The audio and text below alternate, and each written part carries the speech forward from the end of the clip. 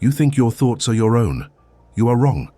Ernest Holmes, the architect of the science of mind, revealed a truth so disturbing that most people refuse to acknowledge it.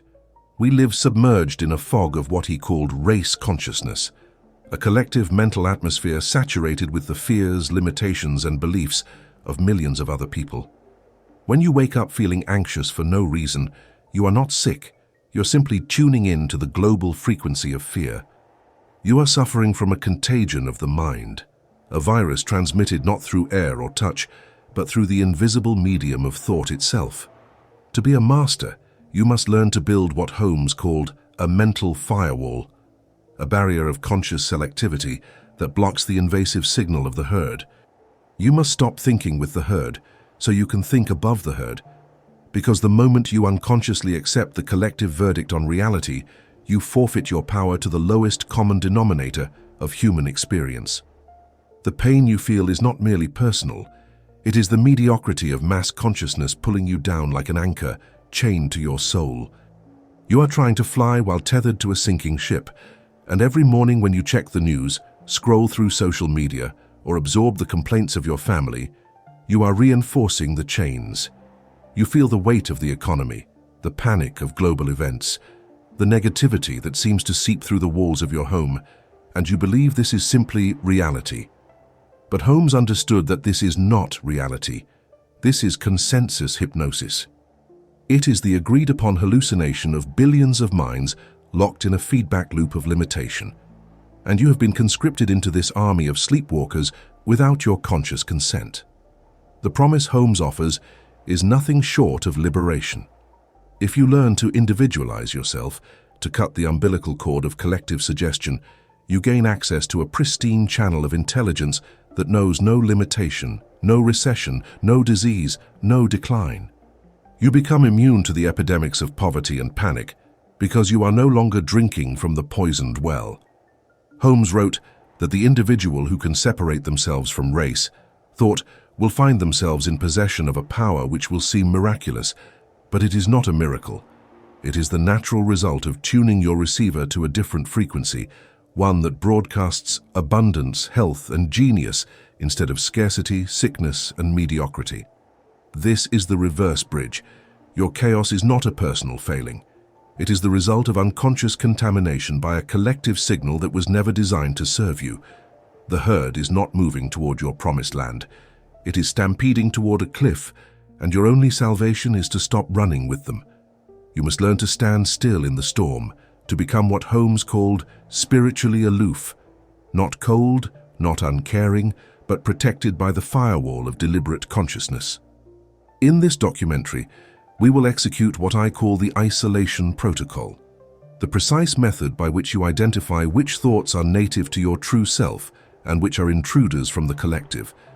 You will learn how to detect the signal of race consciousness the moment it attempts to infiltrate your mind, and you will learn the specific technique Holmes used to eject these thoughts instantly, replacing them with the truth that sets you free. This is not philosophy. This is mental engineering. And by the end of this transmission, you will possess the tools to build an impenetrable barrier around your consciousness. But there is a trap, and it is more insidious than outright negativity. Holmes called it sympathetic agreement, and it feels like compassion, like humanity, like love, but it is actually a vibrational suicide pact. When you agree with another person's limitation, when you say, "Yes, isn't it terrible?" you are not helping them. You are joining them in their prison. In Part 4, I will teach you the difference between pity, which chains you to the problem, and power, which lifts both you and the other person to the solution. This distinction is the razor's edge between the mystic and the martyr. If you are ready to erect the shield, to declare your independence from the hypnotic pull of the herd, then comment below, "I think for myself." This is not a casual statement. It is a decree, a line drawn in the mental sand that announces to the universe, "I am no longer available for collective infection." And if you want to escape the matrix of mass consciousness, subscribe to Sacred Logic, because this channel is the antidote to the virus, the firewall against the noise, and the blueprint for your sovereign mind. Ernest Holmes identified a principle he called the law of averages, and understanding this law is the first step in reclaiming your mental sovereignty. The collective mind, the great ocean of race consciousness, operates on averages, on statistical probabilities, on the accumulated data of billions of human experiences. It believes in aging because most people age. It believes in flu seasons because most people get sick in winter. It believes in economic recessions because most people lose money during downturns. This is not truth. This is consensus, and consensus is the enemy of the individual genius. If you are plugged into this collective mind, if you are passively accepting its broadcasts, then you must experience what the average person experiences. This is not a moral judgment. It is a mathematical fact. You are subject to the law of averages because you have not invoked the law of liberty. Holmes taught that the mystic, the master, the one who walks in power, breaks the law of averages by consciously withdrawing consent from the collective rules. You declare, that may be true for the world, but it is not true for me. This is not arrogance, this is the scientific application of mental law. The law of averages is a prison of probabilities. It says that if you are born into poverty, you will likely die in poverty. If your parents had heart disease, you will likely have heart disease. If the economy is crashing, your business will likely crash. The collective mind reinforces these probabilities through constant repetition, through news cycles, through family narratives, through cultural stories that all say the same thing. You are a statistic, and statistics do not lie. But Holmes saw through the illusion. He understood that statistics are merely the record of past choices, past beliefs, past acceptances, and they have no power over the individual who refuses to participate in the collective vote. To break the law of averages, you must first recognize that you are swimming in it. Every conversation you have, every headline you read, every worried phone call from a relative is an invitation to join the average. The invitation is subtle.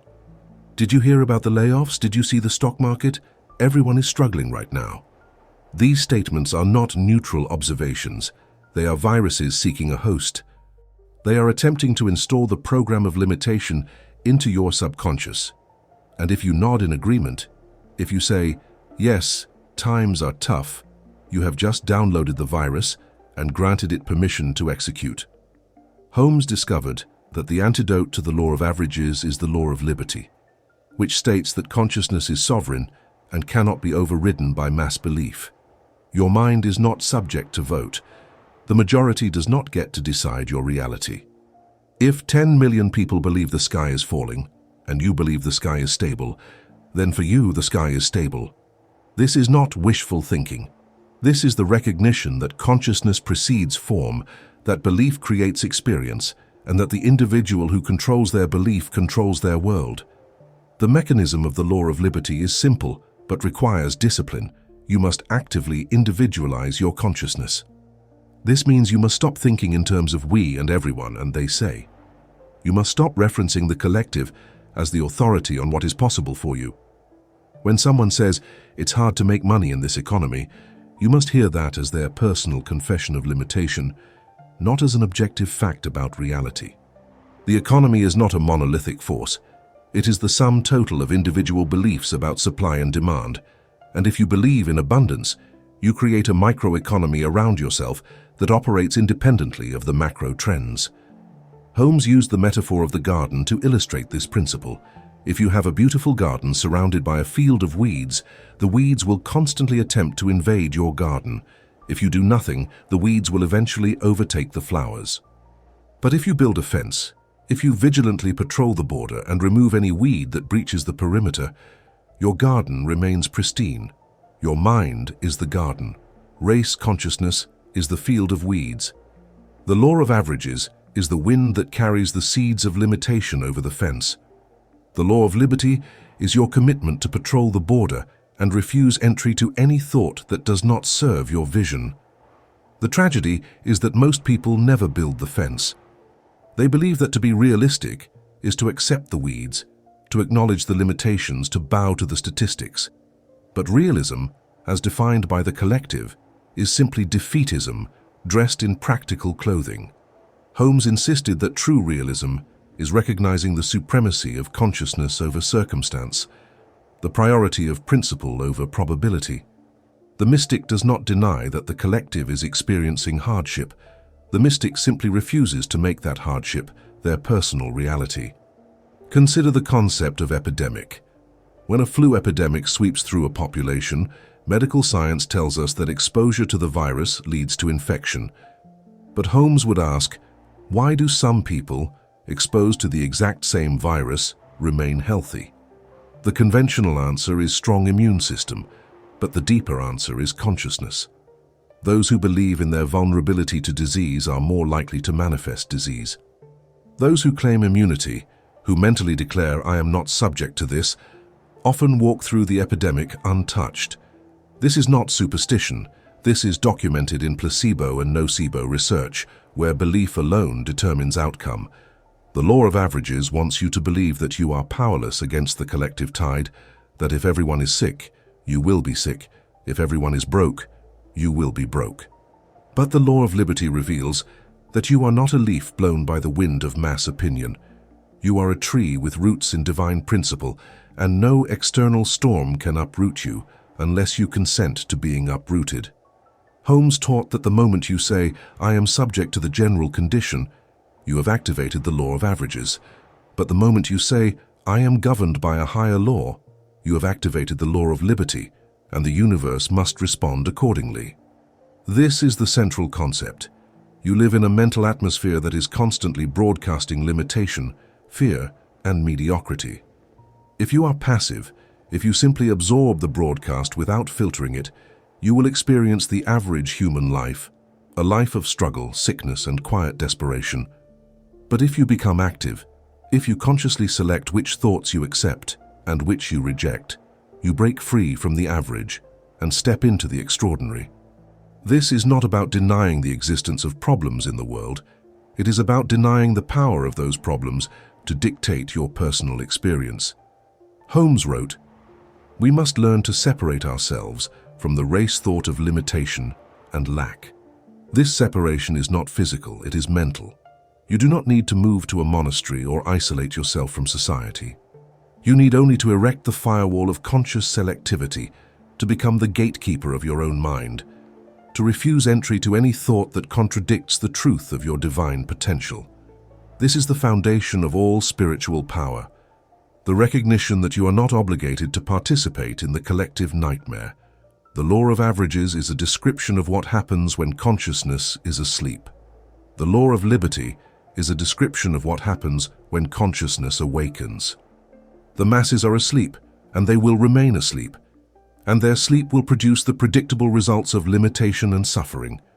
But you, by virtue of reading these words, by virtue of seeking this knowledge, have been given the opportunity to wake up, to step out of the line, to declare your independence from the collective verdict. This is your choice, and it is a choice you must make every single day, every single hour, in every single thought. The final truth of the law of averages is that it has no inherent power. It is sustained only by agreement, by the millions of minds that unconsciously nod along with the narrative of limitation. But the moment you withdraw your agreement, the moment you say, no, that is not my reality, the law of averages loses all jurisdiction over you. You become a statistical anomaly, an outlier, a miracle, not because you have violated natural law, but because you have invoked a higher law that transcends the collective programming. This is the path of the master, and it begins with a single recognition. The herd does not determine your destiny, only you do. To understand the mechanics of how race consciousness infiltrates your mind, Ernest Holmes used the analogy of the radio tower, and this metaphor is the key to unlocking your immunity. Imagine that the air around you is filled with radio waves of different stations: rock music, news, static, classical music, talk radio, all broadcasting simultaneously on different frequencies. Your brain is the receiver, the radio, and it is always tuned to some station, whether you realize it or not. If you are passive, if you never consciously adjust the dial, you will pick up the loudest station in your environment, and in most cases, that loudest station is collective fear.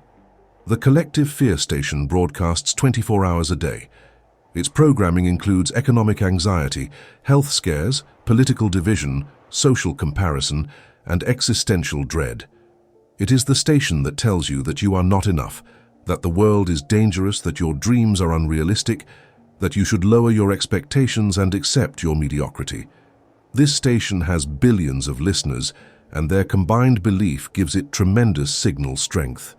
If you do not actively choose a different frequency, you will automatically tune into this station because it is the path of least resistance. But there is another station broadcasting simultaneously, the station of divine wisdom, the frequency of infinite intelligence, what Holmes called the universal mind. This station plays what we might call classical music, the eternal truths of abundance, health, harmony, and perfect self-expression. This station does not scream, it whispers. It does not demand your attention, it waits for you to seek it. To hear this station, you must actively turn the dial and lock it in place, because the moment you become passive, the dial will drift back to the loudest station, back to the collective fear. The critical insight Holmes provides is this: you cannot stop the static outside, but you can stop receiving it inside. The radio tower of race consciousness will continue to broadcast its signal of limitation. The news will continue to report disasters. Your relatives will continue to complain. The economy will continue to fluctuate. You cannot silence the external broadcast, and it is a waste of energy to try.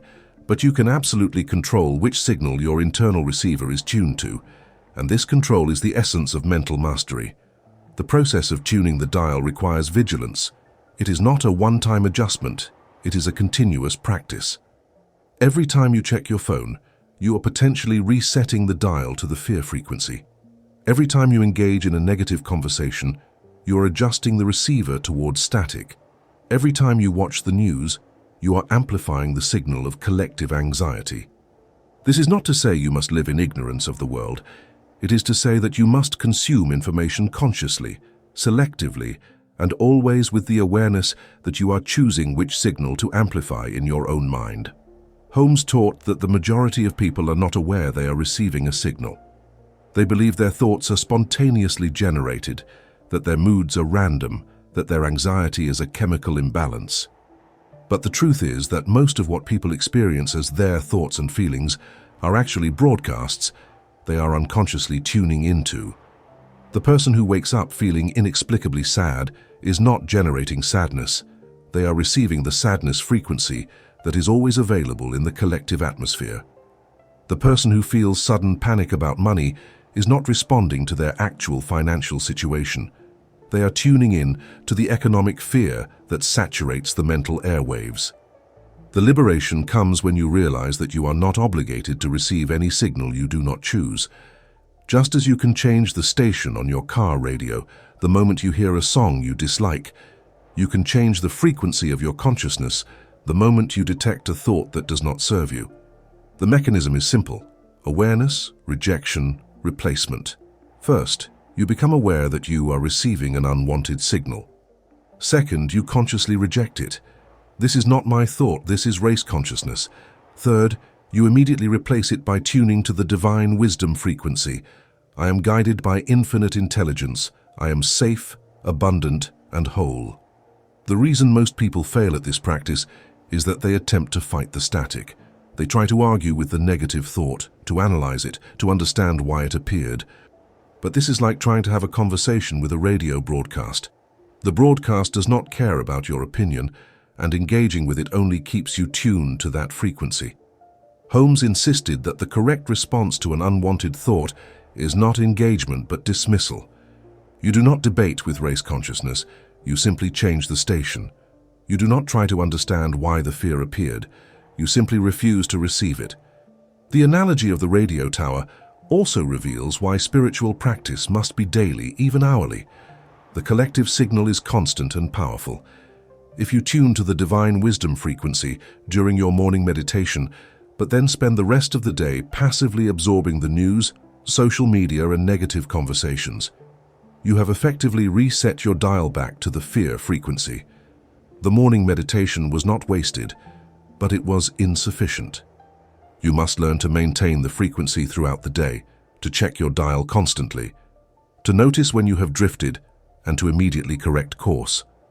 Holmes described the master as someone who has learned to tune into the infinite and tune out the negative. This is not about positive thinking in the superficial sense, it is about frequency management in the technical sense. You are not pretending that problems do not exist. You are choosing not to amplify those problems in your own consciousness. You are not denying that other people are suffering. You are refusing to join them in their suffering by tuning to their frequency. You remain compassionate, aware, and helpful, but you do not lower your frequency to match theirs, because if you do, you lose the very power that could lift them. The radio tower metaphor also explains why isolation from negative input is so crucial. If you are constantly surrounded by people who are tuned to the fear frequency, you will find it almost impossible to maintain your connection to the divine wisdom frequency.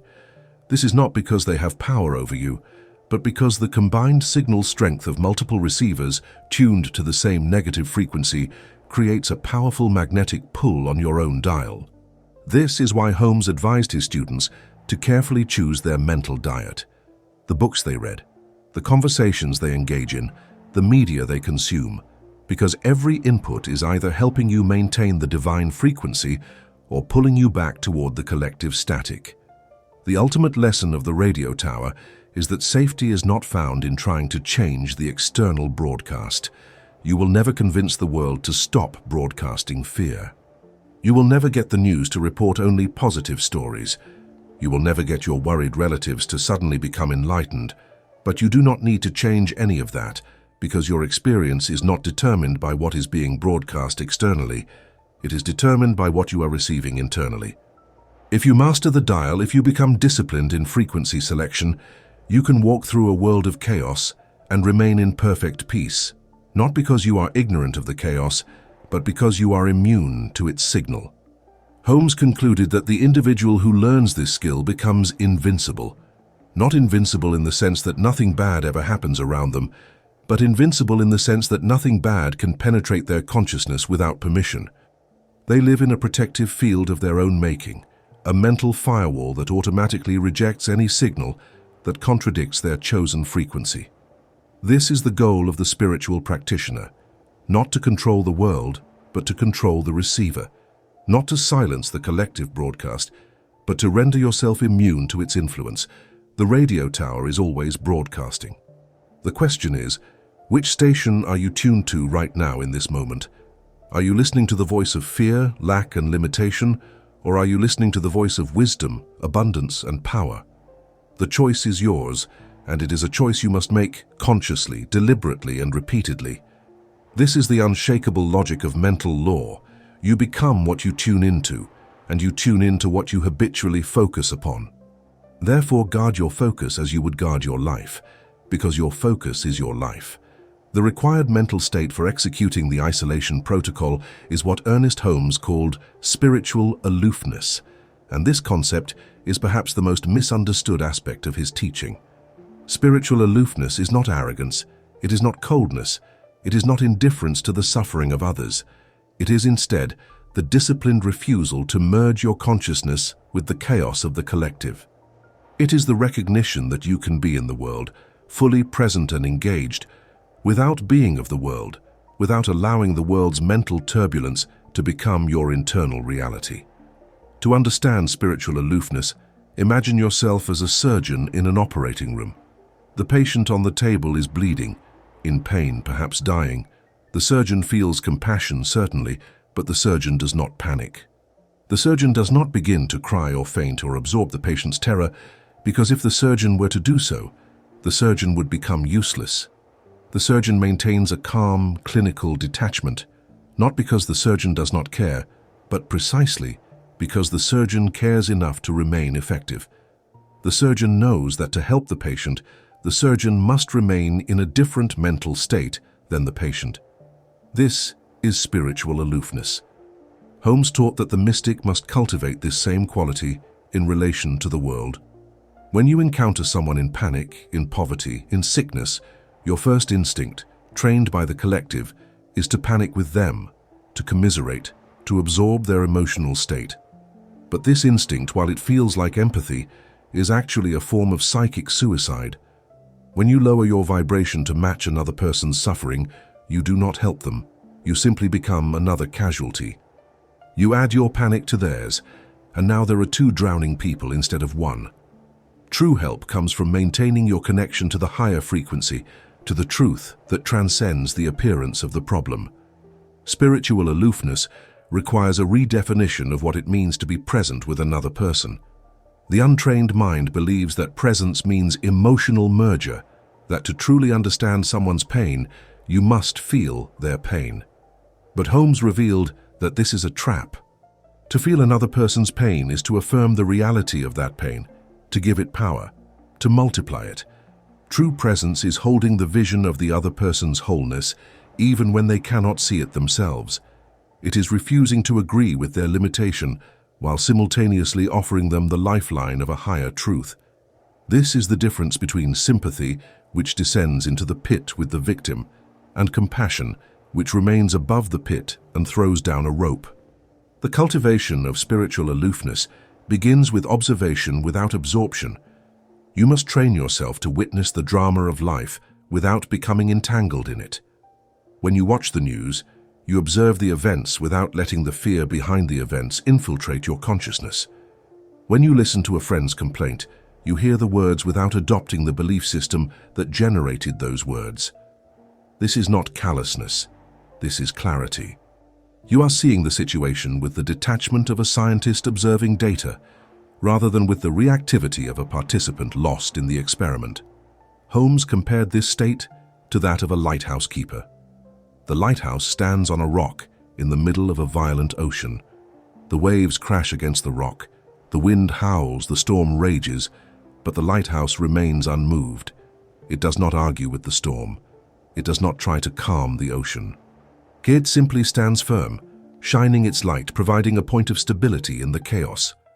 This is the role of the spiritually aloof individual, to be the lighthouse in the collective storm, to provide a frequency of calm and certainty that others can navigate toward, even if they do not consciously understand why they are drawn to you. The preparation for spiritual aloofness also involves a deliberate reduction of unnecessary mental input. Holmes was adamant that the aspirant must guard the gates of their mind with fanatical discipline. This means limiting exposure to news, to gossip, to negative conversations, to any input that does not serve your highest vision. The untrained person believes they must stay informed about every crisis, every scandal, every tragedy, because to do otherwise would be irresponsible. But Holmes would ask, what is your responsibility? Is it to absorb the world's pain and become paralyzed by it? Or is it to maintain your connection to divine power and become a channel for solution?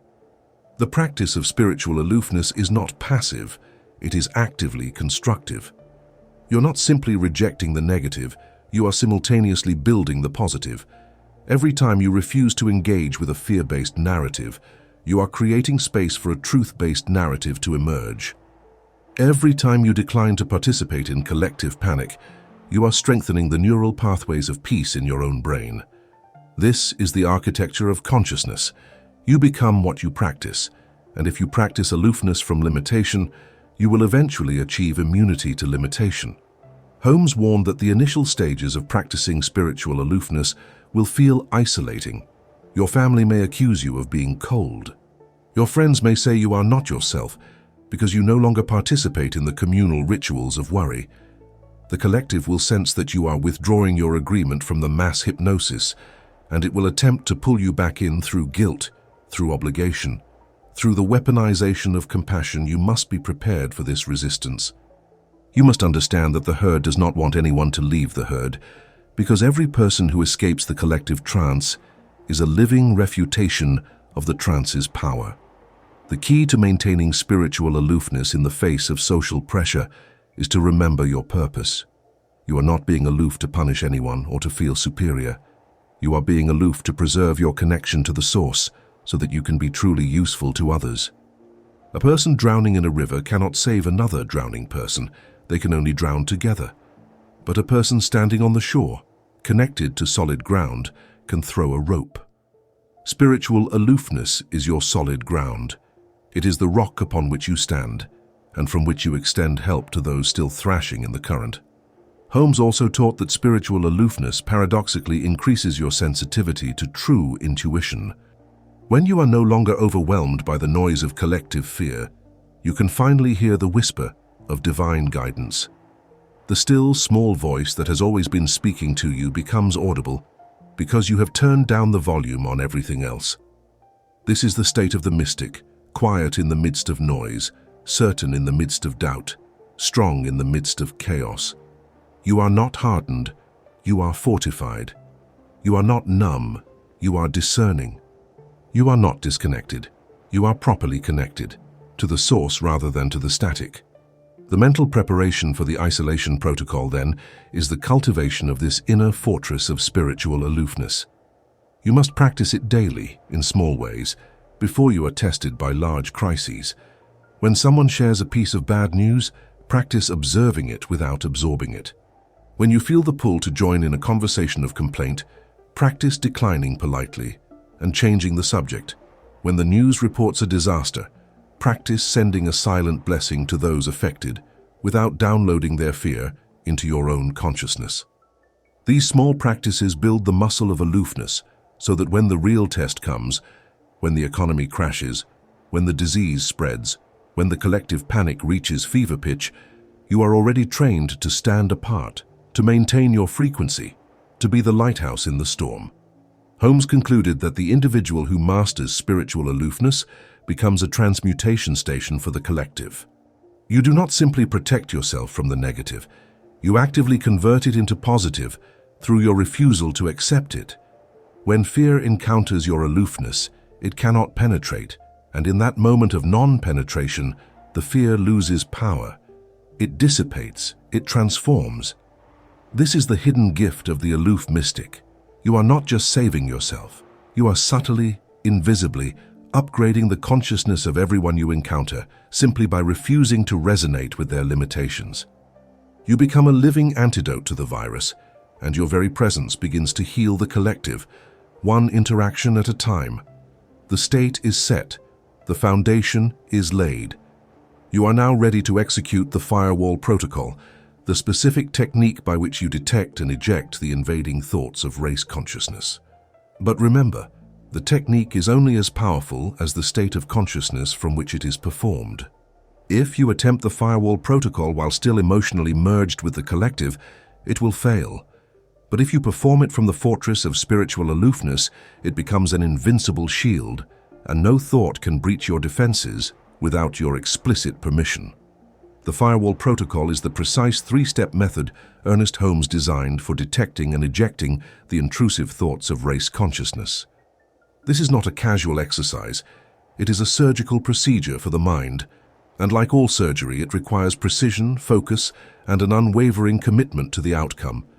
You are about to learn how to become the gatekeeper of your own consciousness, the sentinel at the border who decides which thoughts enter and which are turned away.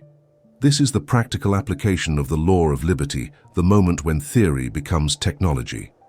Step 1. The source check. The first step of the Firewall protocol is the instantaneous analysis of thought origin.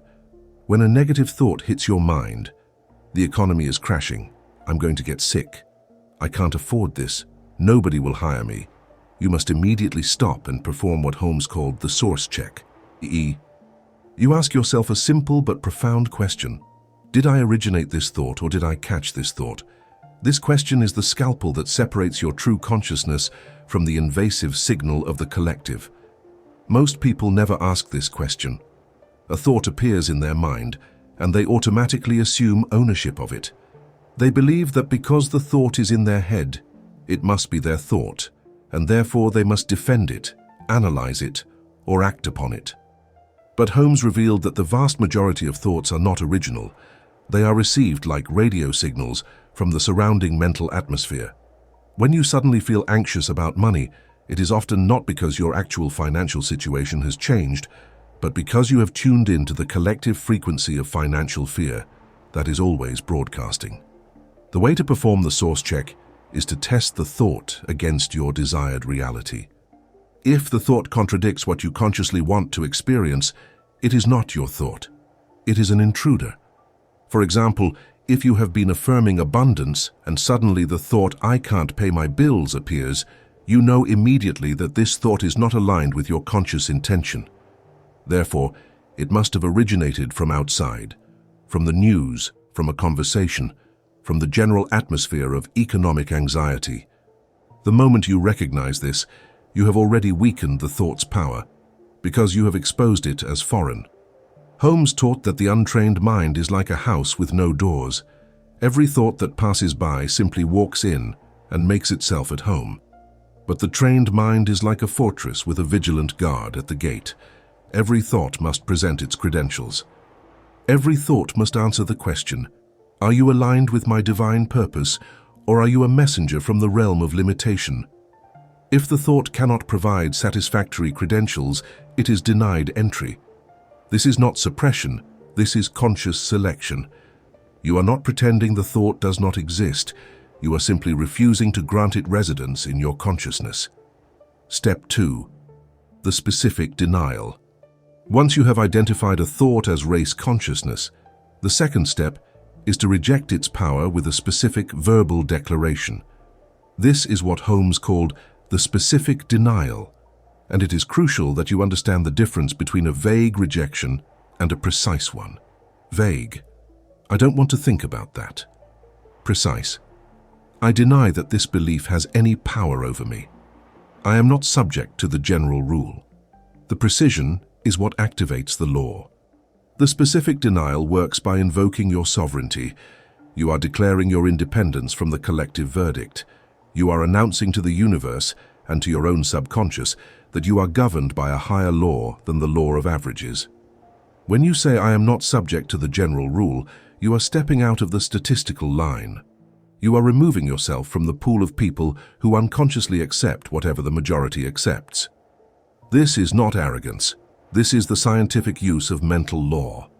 You are a unique expression of divine intelligence, and you have the right, the obligation, to claim your uniqueness.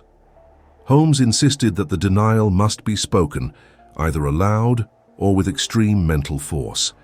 The subconscious mind responds to clarity and conviction, not to vague wishes. When you weakly think, "I hope I don't get sick," you are actually affirming the possibility of sickness. But when you firmly declare, "I deny the power of this flu epidemic over me. I am governed by the law of perfect health," you are installing a command in your subconscious that blocks the external suggestion. The words are not magic spells. They are precision tools for programming the subconscious, which is the mechanism that translates belief into experience. The specific denial also serves to interrupt the habitual pattern of worry. Most people, when a fearful thought appears, immediately begin to spiral. They imagine worst-case scenarios. They mentally rehearse the disaster. They recruit their emotions to support the fear. But the specific denial cuts the spiral before it begins. The moment you say, "I reject this," you create a pattern interrupt. The subconscious, which was preparing to obey the fear command, suddenly receives a contradictory order. Disregard that previous input. It has been overridden by higher authority. This is mental sovereignty in action. Step 3. The divine download. The third and final step is the immediate installation of the truth to replace the rejected lie. Holmes emphasized that you cannot leave a vacuum in consciousness. If you deny a negative thought, but do not replace it with a positive truth, the negative will simply return, because nature abhors a vacuum. Therefore, the moment you have executed the specific denial, you must immediately follow it with what I call the divine download, a clear, specific affirmation of the reality you choose to experience. The divine download is not wishful thinking. It is the activation of a higher frequency. When you declare, "My economy is the kingdom of heaven, my supply is independent of the market," you are not pretending that the physical economy does not exist. You are asserting that your personal experience of supply is not determined by the external economy, but by your internal connection to the infinite source. This is the difference between the mystic and the victim. The victim believes they are subject to external conditions. The mystic knows they are subject only to their own consciousness. Holmes used the metaphor of switching servers to explain this step. The majority of humanity is connected to the human internet, a network of shared beliefs in limitation, scarcity, and struggle. As long as you are logged into this network, you will download the data that exists on this network: poverty, disease, conflict. But there is another network available, what Holmes called the divine cloud, a realm of infinite resources, perfect health, and harmonious relationships. The divine download is the act of consciously switching your connection from the human internet to the divine cloud. You are logging out of one server and logging into another. The precision of the divine download is critical. You do not say, "I want to be abundant" or "I hope I am healthy." These statements are future tense and therefore keep the desired state perpetually out of reach. Instead, you declare present tense truth. "I am abundant now, I am healthy now, I am divinely guided now." The subconscious does not understand future tense, it only understands the present moment. When you speak in the present tense, you are commanding the subconscious to generate the experience now. And the subconscious, which is the bridge between consciousness and form, has no choice but to obey. Holmes also taught that the divine download should be specific to the situation. If the intrusive thought was, "I'm going to lose my job," the divine download should directly address employment. "I am divinely employed in the perfect position for my highest good. My value is recognized and rewarded. I am secure in the eternal employment of the universe." The specificity ensures that the new command fully replaces the old fear, leaving no room for the fear to reassert itself. You are not just denying the negative, you are aggressively installing the positive. The Firewall protocol, source check, specific denial, divine download, must be executed with the speed and precision of a reflex. In the beginning, it will require conscious effort. You will notice the negative thought minutes or even hours after it has already begun to take root. But with practice, the protocol becomes automatic. You will detect the invasive thought the instant it appears, reject it in the same breath, and replace it before it has time to activate any emotional response. This is the goal, to make your mental firewall so strong, so fast, so impenetrable that race consciousness cannot get a foothold in your mind. The post technique, living as a secret agent. After you have executed the Firewall protocol, Holmes instructed his students to move through their day in a state of what I call secret agent consciousness. You walk through the world observing that people are panicking, struggling, complaining, but you know secretly, silently, that you are operating under a different set of laws. You do not argue with them. You do not try to convince them. You do not announce your immunity. You simply maintain your frequency and allow your results to speak for themselves. The secret agent walks through the recession and prospers. The secret agent walks through the flu season and remains healthy. The secret agent encounters chaos and remains calm. This is not because the secret agent is lucky or genetically superior. It is because the secret agent has mastered the Firewall protocol and has claimed immunity from the collective programming. Holmes called this living in the world but not of it, and it is the ultimate expression of spiritual mastery. You are present, engaged, compassionate, but you are not infected. You are immune. The final instruction for the post technique is to keep your practice secret. Do not boast about your immunity. Do not explain to others why you are not worried. Do not try to recruit them into your way of thinking unless they specifically ask. The reason for this secrecy is twofold. First, boasting weakens the frequency by introducing ego and doubt. Second, attempting to convert others entangles you in their resistance and lowers your vibration to the level of argument. The master works in silence, and the results of the master's work are undeniable. Let your peace be the testimony. Let your abundance be the proof. Let your health be the evidence. The world will notice, and when they ask, then you may teach.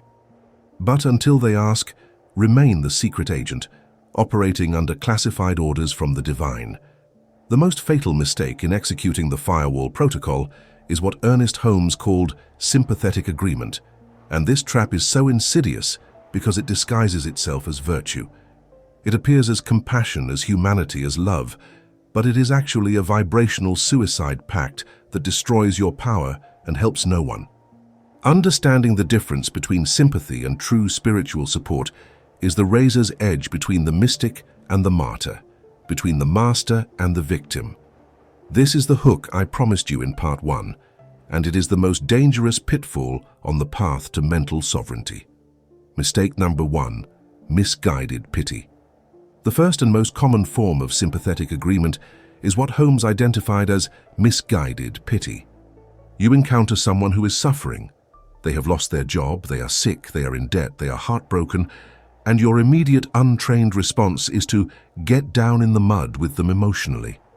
You say things like, "Oh, that's terrible. I'm so sorry you're going through this. Yes, times are really hard right now, you poor thing." Every one of these statements, while it feels like kindness, is actually an affirmation of the reality and power of the problem. Holmes was ruthlessly clear on this point. Sympathy with the condition creates the condition. When you agree with another person's limitation, when you emotionally validate their victimhood, you are not helping them. You are reinforcing the very consciousness that generated their problem in the first place. You are adding your mental energy to their belief in powerlessness, and in doing so, you make it harder for them to escape. This is not theoretical. This is the precise mechanism of how consciousness works. Agreement is creative. When 2 or more people agree on a reality, that reality gains power and persistence. The untrained person believes that to show compassion, they must feel the other person's pain, must absorb their sadness, must validate their suffering. But Holmes revealed that this is a perversion of true compassion. True compassion is seeing the truth for another person, even when they cannot see it for themselves. True compassion is holding the vision of their wholeness, their power, their divine potential, even while they are currently experiencing the opposite. This is what Holmes called spiritual treatment, or the art of true prayer. You do not pray for God to fix the problem. You recognize that the problem has no ultimate reality, and you affirm the truth that transcends the appearance. The practical application of this principle is challenging because it requires you to override your emotional programming. When you see a friend crying, every fiber of your being wants to cry with them. When you hear a family member's tale of woe, you want to nod and agree and commiserate. But this is the moment of choice. Will you be kind, or will you be powerful? Kindness, in the conventional sense, descends into the pit with the victim and says, "You're right, this is awful." Power remains above the pit and says, "I see a higher truth for you. I know you are more than this situation."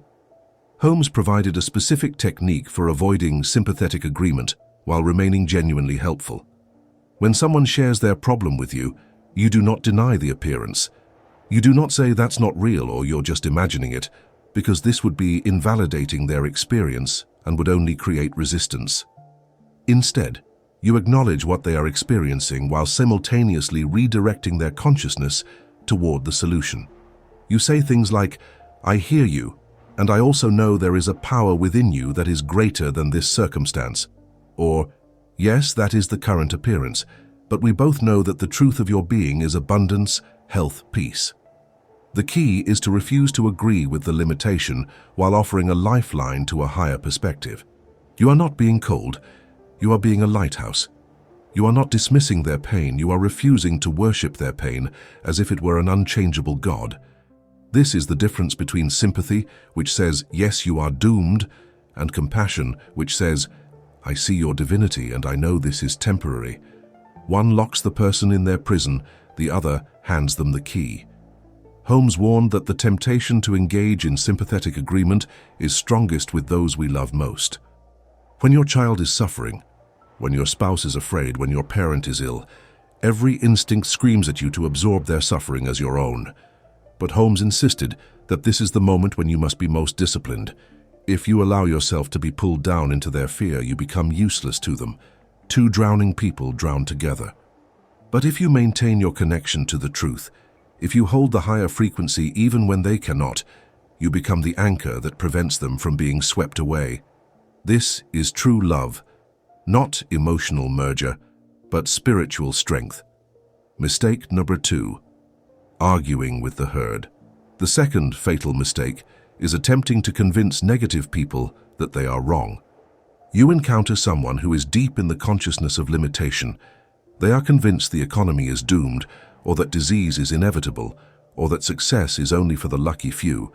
and you, in your newfound understanding of the law, feel compelled to correct them.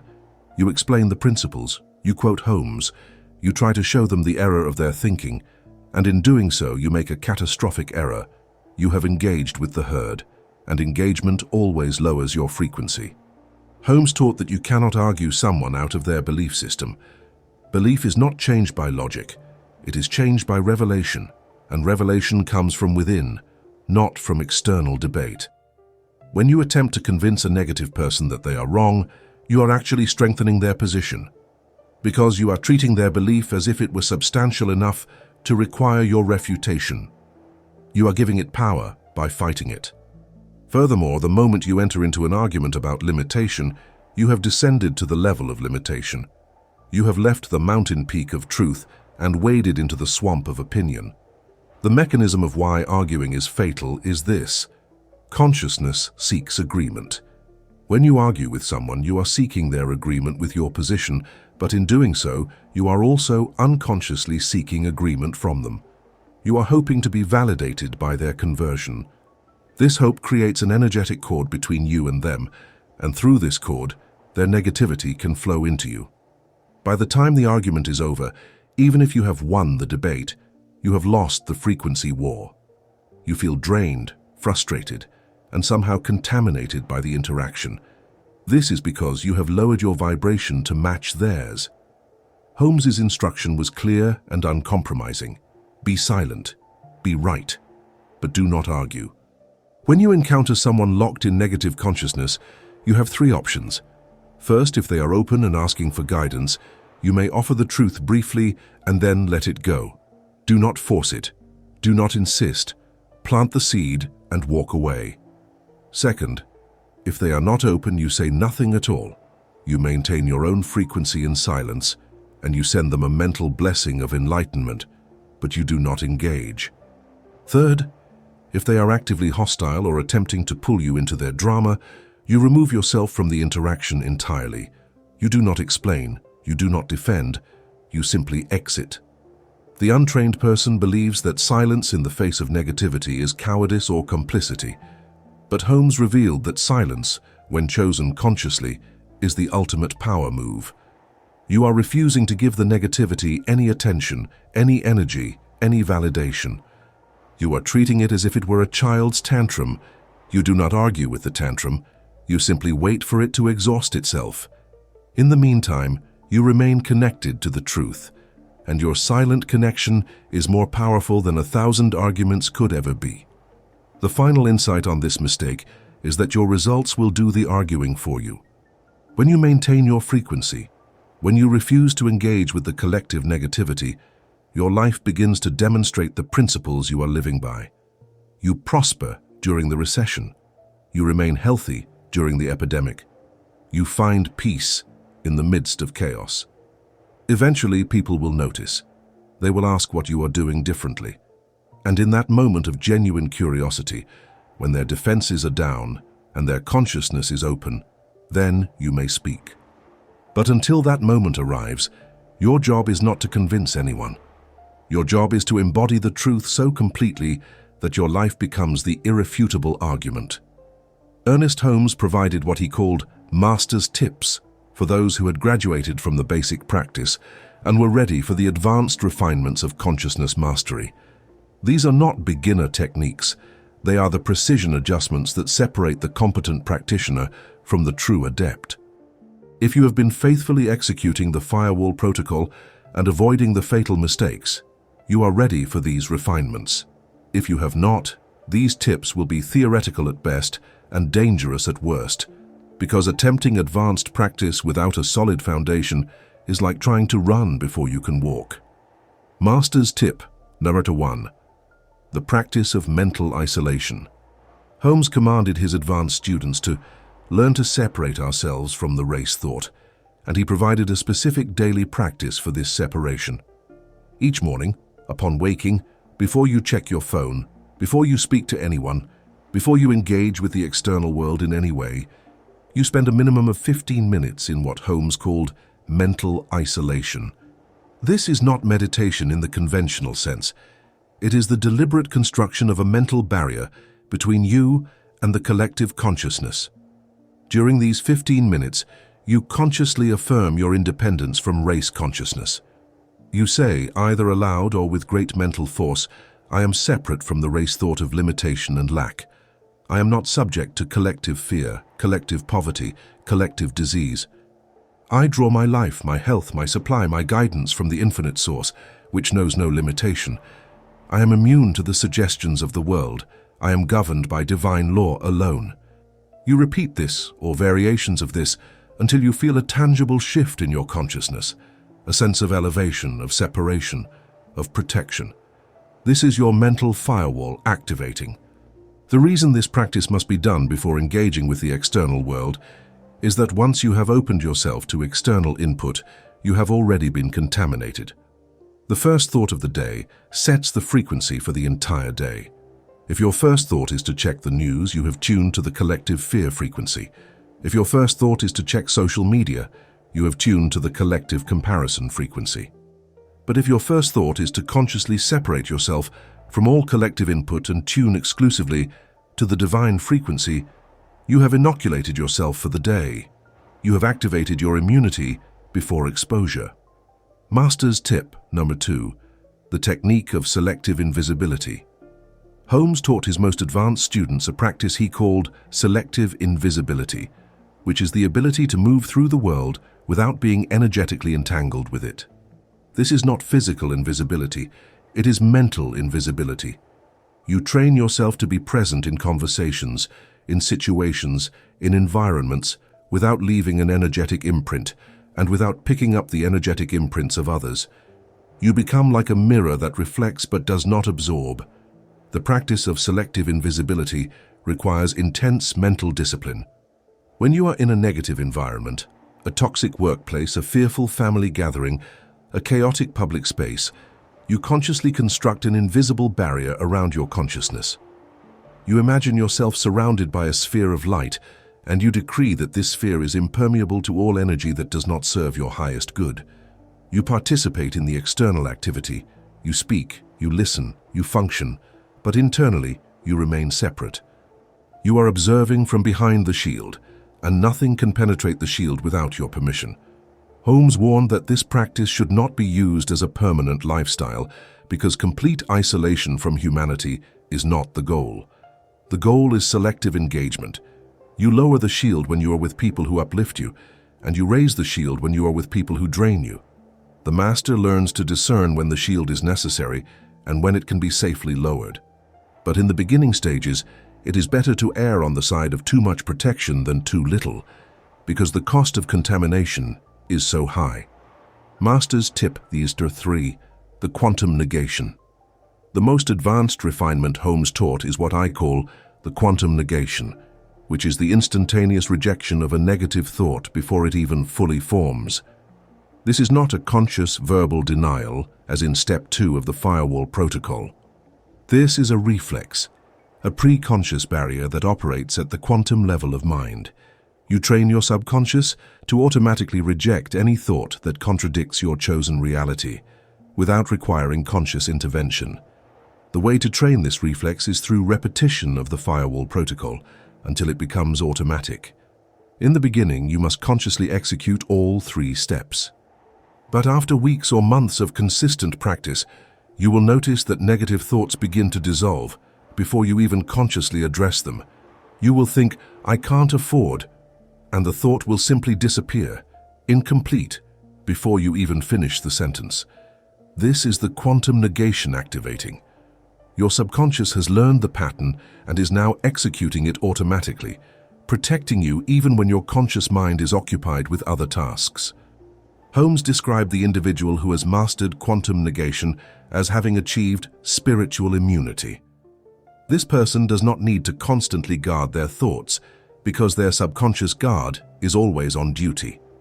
They can engage with the world freely, without fear of contamination, because they have installed an automatic firewall that operates 24/7. This is the ultimate goal of the Firewall protocol, not to require constant vigilance, but to make the vigilance automatic so that your conscious mind is free to create rather than constantly defend. Master's tip for a 4. The Declaration of Sovereignty.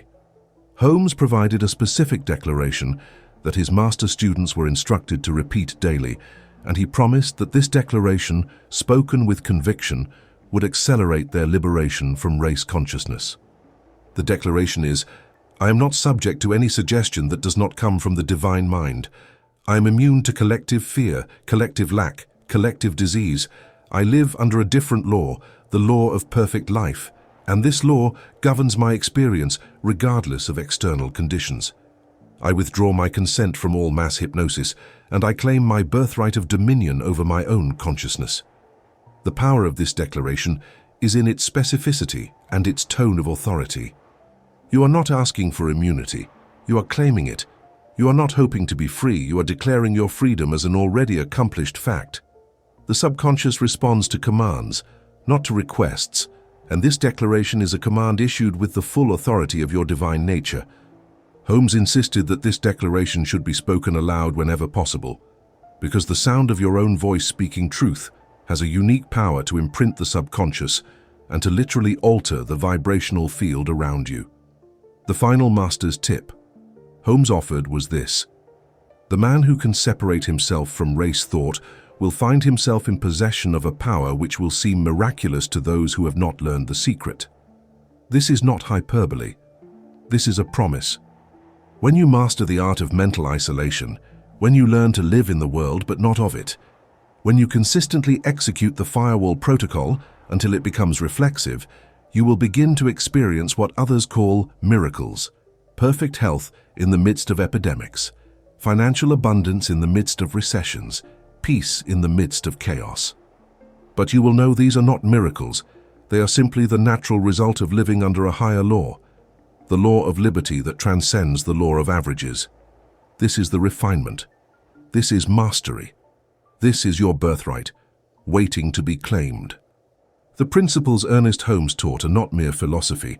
They are grounded in the hard science of how consciousness operates, and modern research in neuroscience and sociology has provided stunning validation of what Holmes intuited a century ago.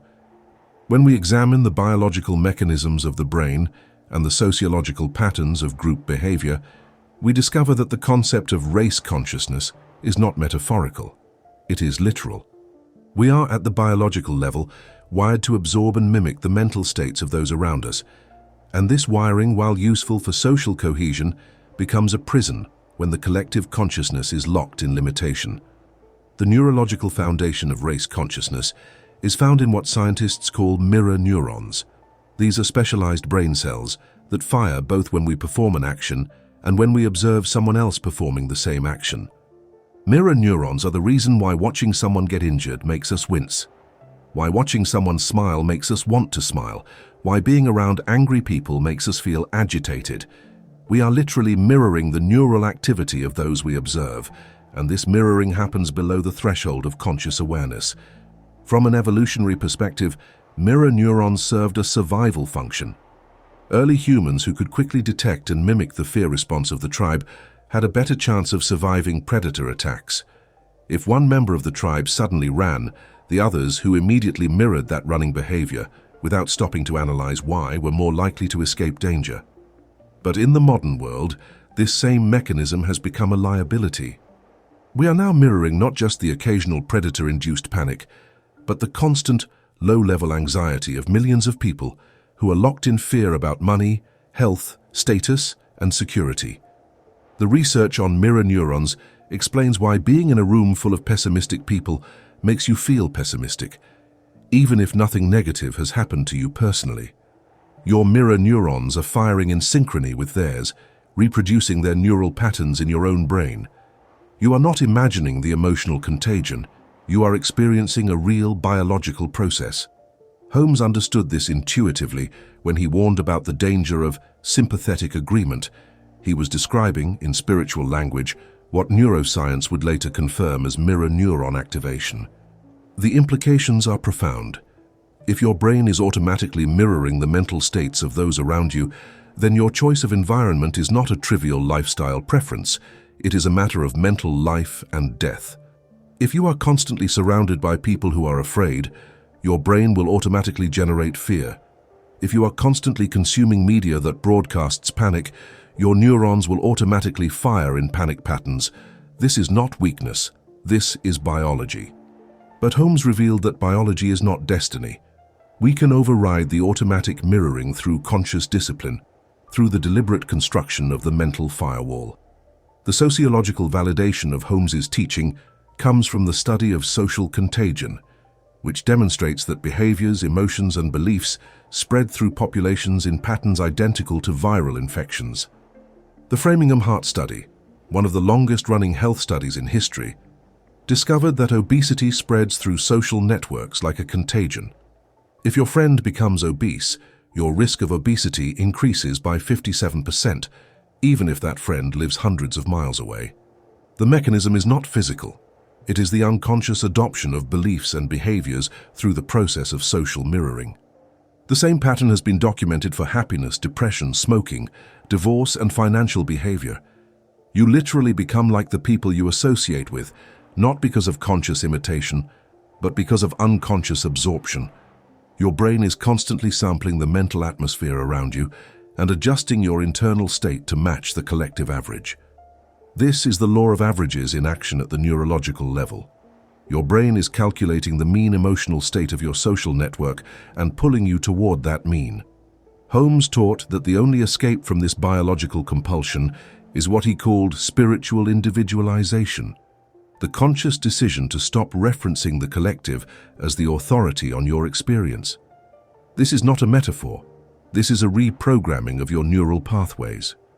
When you execute the firewall protocol, when you consciously reject a thought and replace it with a higher truth, you are literally interrupting the mirror neuron cascade.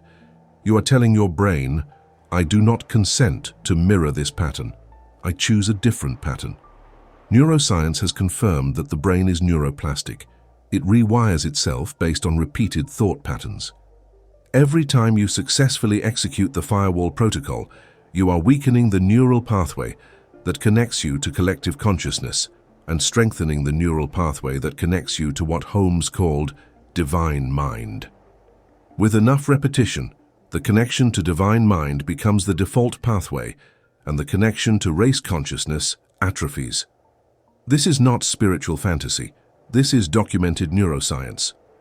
You are literally rewiring your brain to be immune to collective suggestion. The research on mass hysteria provides another layer of validation.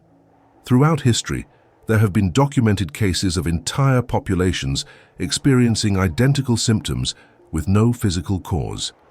Dancing plagues, laughing epidemics, phantom illness outbreaks.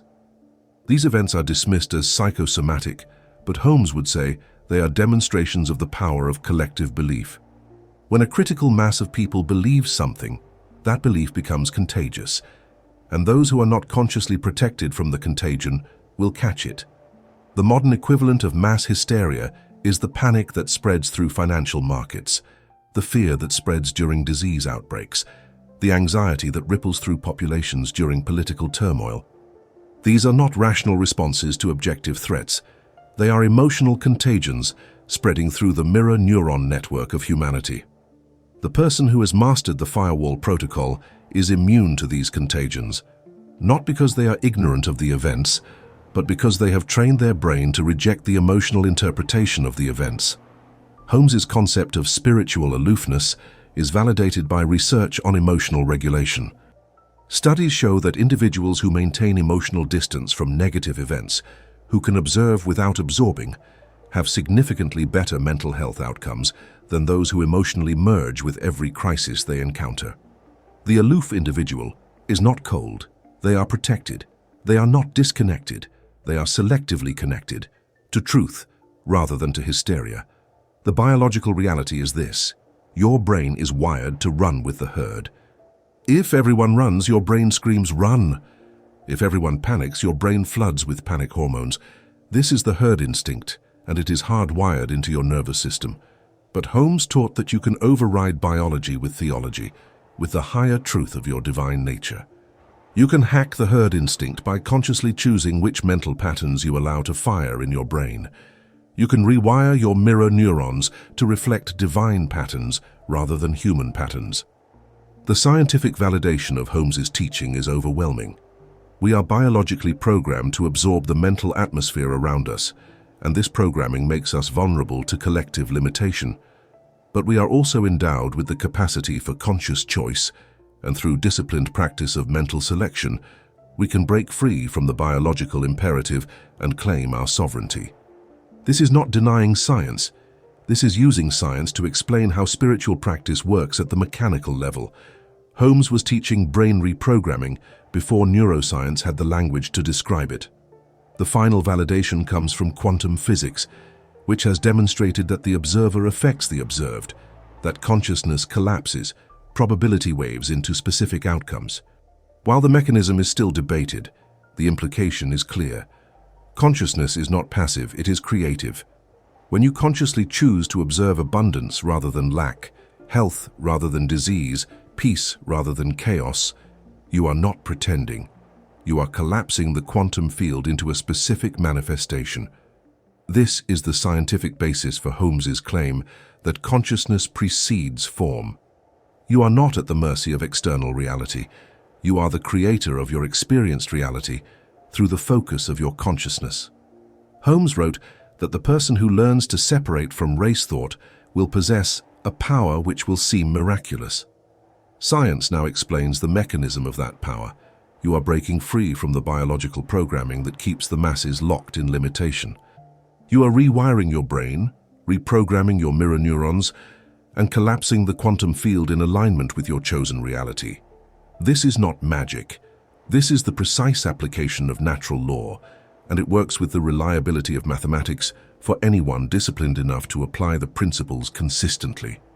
To make these principles concrete, Ernest Holmes often shared stories of individuals who had successfully isolated their consciousness from race thought and experienced what others called miracles. One of the most powerful examples Holmes cited was the story of a merchant during the Great Depression, and this story perfectly illustrates the practical application of the Firewall protocol in the face of overwhelming collective panic. This is not a fairy tale. This is a documented case study in the power of mental sovereignty. During the Great Depression, every store on a particular street in a major American city was failing. The collective consciousness of lack was so powerful that customers stopped coming, businesses shut down, and the entire commercial district became a ghost town. Every merchant except one closed their doors. This one merchant, however, had studied the principles Holmes taught, and he understood that the depression was not an objective reality. It was a collective hallucination, a mass agreement on limitation. He decided to conduct an experiment. He would refuse to participate in the collective consciousness of lack. The merchant's first action was to implement what we now call the Firewall protocol. He stopped reading newspapers because every headline reinforced the narrative of economic collapse. He stopped discussing hard times with other merchants because every conversation was an invitation to join the collective trance. He stopped listening to the radio broadcasts that detailed the statistics of unemployment and business failure. He was not burying his head in the sand. He was consciously isolating his mind from the infectious belief in limitation. He was practicing what Holmes called mental quarantine. In place of the negative input he had eliminated, the merchant filled his consciousness with a specific affirmation: God's business is always booming. He repeated this phrase dozens of times throughout each day. He wrote it on cards and placed them around his store. He spoke it aloud to himself in the mirror each morning. He was not trying to convince himself that the depression wasn't happening. He was declaring that his business was governed by a different law than the businesses around him. He was invoking the law of liberty to supersede the law of averages. The merchant's second action was to maintain what Holmes called an atmosphere of success in his store. While every other business on the street had a feeling of desperation and decay, the merchant kept his store impeccably clean, brightly lit, and fully stocked. He greeted every rare customer with enthusiasm and confidence. He trained his employees to speak only in positive terms about the business and the economy. He was creating a micro-environment that contradicted the macro-environment, a pocket of abundance consciousness in a desert of lack consciousness. The result was astonishing. While every other store on the street failed, The merchant's store not only survived but expanded. Customers began to be drawn to his store almost magnetically because it was the only place in the entire district that felt hopeful. People would later report that they didn't know why they chose to shop there. They just felt better when they walked in. What they were responding to, though they didn't have the language to describe it, was the merchant's refusal to participate in the collective frequency of depression. His mental atmosphere was literally different, and that difference was palpable. Holmes explained that the merchant had become what he called a transmutation station. The merchant was not immune to the energy of the depression. He was surrounded by it, swimming in it, constantly exposed to it. But instead of absorbing the energy and becoming depressed himself, he was transforming the energy through his consciousness. Every person who entered his store encountered his frequency of abundance, and even if they didn't consciously understand what was happening, they were temporarily lifted out of their depression consciousness. They experienced a moment of relief, and in that moment, they made purchases they wouldn't have made elsewhere. The merchant's success was not luck, and it was not denial of reality. It was the practical application of a precise spiritual principle. Consciousness is contagious, and the stronger consciousness always dominates the weaker. The collective consciousness of the depression was strong, but the merchant's individual consciousness of abundance, constantly reinforced and protected, was stronger in his immediate environment. He had created an energetic bubble around his business, and within that bubble, different laws operated. This is the power of mental isolation. You do not change the world. You create a pocket of different reality within the world. Holmes would later reflect that the merchant had discovered the secret of true prosperity. It is not dependent on external conditions. Prosperity is a state of consciousness that attracts corresponding conditions. The merchant was prosperous in consciousness first. He believed in divine supply. He maintained the feeling of success. He refused to accept the verdict of lack, and the external prosperity followed as a natural consequence. He had reversed the normal order of causation. Most people believe they will feel abundant when they have money, but the merchant understood that you must feel abundant in order to attract money.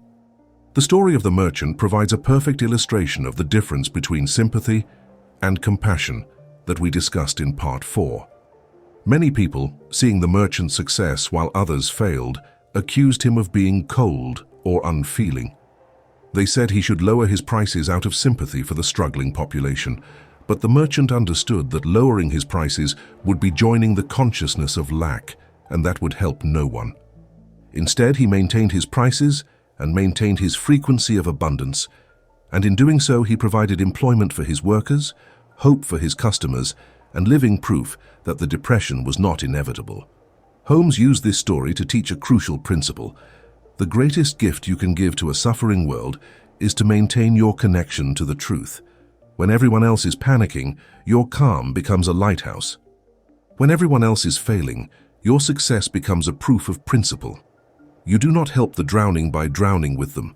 You help them by remaining on shore, connected to solid ground, so you can throw them a rope.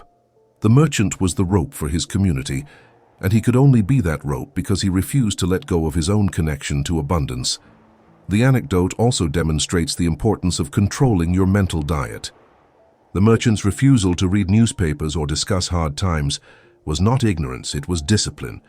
He understood that every negative input would weaken his consciousness of abundance, and he could not afford that weakness. He needed every ounce of his mental strength to maintain his frequency in the face of overwhelming collective opposition. This is why Holmes was so insistent on guarding the gates of the mind, not because negative information doesn't exist, but because consuming it weakens your ability to manifest a different reality. The final lesson from the merchant's story is about timing and patience. The merchant did not see results immediately. For the first several months of his practice, his business was struggling just like all the others. But he maintained his affirmation, maintained his atmosphere, maintained his mental isolation, and gradually the tide turned. The customers started coming. The sales started increasing. The business started expanding. This teaches us that the Firewall protocol is not a magic wand. It is a seed that must be watered with consistent practice until it grows into a tree of tangible results.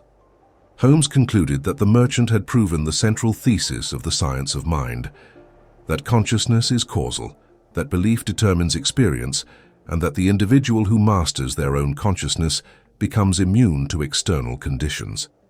The depression was real for those who believed in it, and it was unreal for the merchant who refused to believe in it.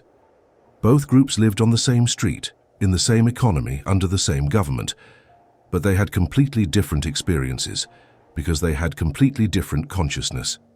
This is the power and the promise. You are not bound by the world's verdict. You are bound only by your own acceptance or rejection of that verdict. We have reached the summit of this transmission, and from this vantage point, Ernest Holmes would have you see the full architecture of power that has been revealed. Safety, you now understand, is not found in numbers. The great lie of the herd is that there is security in following the crowd, that consensus equals truth, that the majority must be right. But Holmes shattered this illusion with a single devastating insight. The majority is always wrong when it comes to the laws of consciousness, because the majority is unconscious. They are sleepwalking through life, reacting rather than creating, absorbing rather than selecting, mirroring rather than originating. The synthesis of power begins with the recognition that you have been living in a fog, breathing air that was not pure, tuning to a frequency that was not yours. Race consciousness is not an abstract concept. It is the lived experience of absorbing the fears, limitations, and beliefs of a sleeping humanity. Every anxiety you could not explain, every limitation you could not overcome, every dream you abandoned, these were not personal failings. These were symptoms of contamination by collective hypnosis. But now you see the mechanism. Now you understand the virus. And understanding is the first step toward immunity. Holmes taught that the path of liberation is the path of individualization. You must become spiritually aloof, not in the sense of superiority, but in the sense of sovereignty.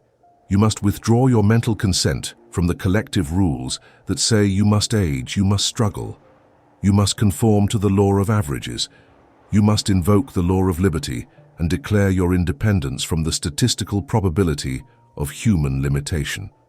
This is not rebellion. This is alignment with your true nature as a divine being, temporarily occupying a human form but never limited by human consensus. The Firewall protocol is your practical tool for maintaining this sovereignty. The source check identifies the intruder. The specific denial rejects its power. The divine download installs the truth. This is not positive thinking. This is mental engineering. You are reprogramming your subconscious to filter out the poison and absorb only the nectar. You are rewiring your mirror neurons to reflect divine patterns instead of human patterns. You are becoming the master of your own mind, and in mastering your mind, you master your world. The synthesis also includes the recognition that your battle is not with external enemies, but with internal habits. The collective consciousness is not attacking you. You are unconsciously inviting it in through passive consumption of negative input, through sympathetic agreement with limitation, through the failure to guard the gates of your mind. But the moment you take responsibility for your mental diet, for your energetic environment, for your conscious selectivity, you reclaim your power. You become the gatekeeper, the architect, the sovereign ruler of your consciousness, and no external force can override a consciousness that has claimed its throne. The message of empowerment Ernest Holmes delivers through this teaching is both simple and profound. The herd is running off a cliff, and you do not have to follow them. In every generation, the collective consciousness is locked in some form of panic.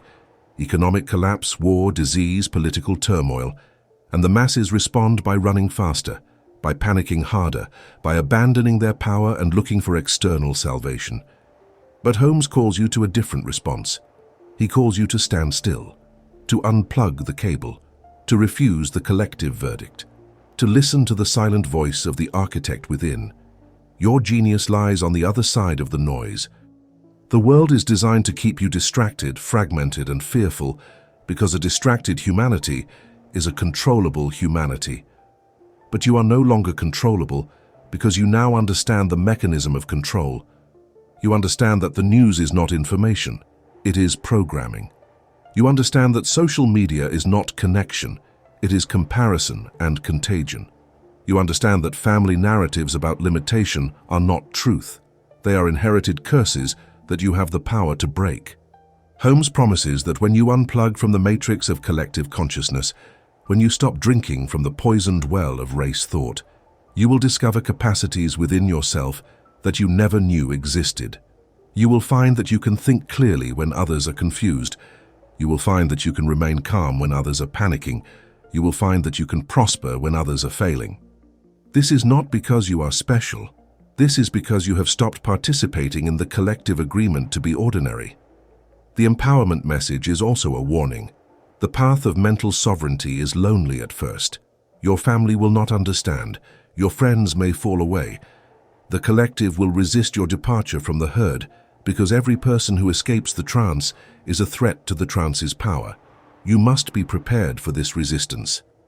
You must be strong enough to choose truth over approval, power over popularity, reality over consensus. But Holmes assures you that this temporary loneliness is the birth canal of your true life, and on the other side of the isolation, you will find your true tribe, the other sovereign minds who have also broken free. Holmes teaches that you are not abandoning the world by separating from race consciousness. You are preparing yourself to truly serve the world. A person infected with the virus cannot heal others. They can only spread the infection. But a person who has achieved immunity becomes a beacon of hope, a living demonstration that liberation is possible. Your success, your peace, your abundance in the midst of collective chaos is not selfish. It is the most powerful testimony you can offer. You do not need to preach. You only need to embody the principles, and your life will do the teaching. The genius that lies on the other side of the noise is your original blueprint, the divine pattern that was installed in your consciousness before the world taught you limitation. Every child is born with this genius intact. They believe they can do anything, be anything, have anything. But slowly the collective consciousness teaches them to shrink, to conform, to accept the verdict of impossibility. Holmes is calling you to remember what you knew before you forgot, to reclaim the consciousness of the child who had not yet been hypnotized by the herd. The final empowerment is the recognition that you are not alone in this work. While you must walk the path individually, you are supported by the infinite intelligence that Holmes called the universal mind. This intelligence is always broadcasting the frequency of perfection, abundance, health, and harmony. It never stops. It never wavers. It is always available, waiting for you to tune in. When you feel weak, when you doubt, when the collective pressure threatens to pull you back into the trance, you need only to stop, breathe, and consciously tune to this higher frequency. It will restore you, it will strengthen you, it will remind you of who you truly are. The final challenge Ernest Holmes issues to you is both simple and radical. Execute a 3-day news fast. For the next 72 hours, you will consume 0 news and 0 social media feeds. No television news, no news websites, no news apps, no scrolling through Twitter, Facebook, Instagram, or any platform that feeds you the collective consciousness. This is not a vacation from information. This is a clinical experiment in consciousness, and you are both the scientist and the subject. During these 3 days, you will replace the time you would have spent consuming collective input with reading what Holmes would call sacred logic, teachings that elevate your consciousness, books that remind you of your divine nature, content that reinforces the principles of mental sovereignty. You will spend these 3 days consciously building your firewall, practicing the isolation protocol, affirming your independence from race thought. You will spend these 3 days tuning exclusively to the divine frequency. Holmes promises that if you execute this fast with discipline, you will experience a tangible shift. You will notice that the background anxiety that seemed to have no source will begin to evaporate. You will notice that your mind becomes clearer, your emotions become more stable, your energy becomes more abundant. You will notice that problems that seemed insurmountable suddenly seem manageable. This is not because the external circumstances have changed. This is because you have stopped amplifying the collective panic in your own consciousness. You have given your nervous system permission to reset to its natural state of peace. The 3-day fast is also a diagnostic tool. It will reveal to you how addicted you have become to the collective frequency.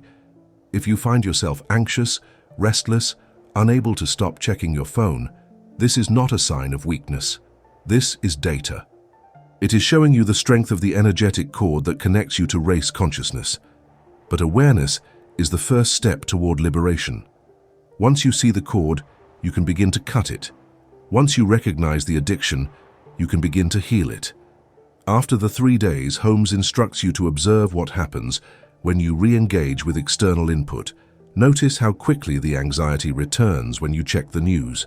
Notice how your mood drops when you scroll through social media. Notice how your clarity fades when you engage in negative conversations. This observation is not meant to make you paranoid. It is meant to make you conscious. You are learning to see the mechanism of contamination in real time, and once you can see it, you can choose to interrupt it. The challenge is also an invitation to a new way of life. The 3-day fast is not the goal, it is the training wheels. The goal is to permanently shift your relationship with external input, to become so disciplined in your mental diet that you automatically filter out the poison and consume only what serves your highest vision. The goal is to reach a state where you can engage with the world without being contaminated by the world, where you can be present without being infected, where you can be informed without being programmed. Holmes concludes with a call to action.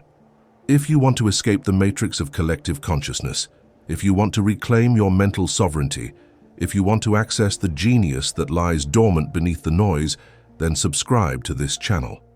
Sacred logic is not entertainment, it is your antidote to the virus. Every video, every teaching, every principle shared here is designed to strengthen your firewall, to reinforce your independence, to remind you of the truth that sets you free. This channel is your training ground, your mental gymnasium, your fortress against the collective hypnosis. The final word Holmes would leave you with is this: you are not a victim of the world. You are not subject to the collective verdict. You are not bound by the law of averages. You are a divine being with the power to create your own reality through the conscious direction of your mind.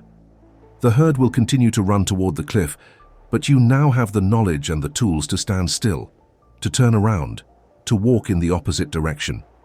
The question is not whether you can do this. The principles guarantee that you can. The question is whether you will do this, whether you will claim your power, whether you will choose sovereignty over safety in numbers. The transmission is complete. The blueprint is in your hands. The firewall protocol is installed. Now you must execute. Now you must practice. Now you must become the living proof that race consciousness has no power over the individual who refuses to grant it power. Unplug now. Think for yourself. Claim your genius. The kingdom of heaven is not a place you go when you die. It is a frequency you access when you wake up. Wake up now, the architect within is calling.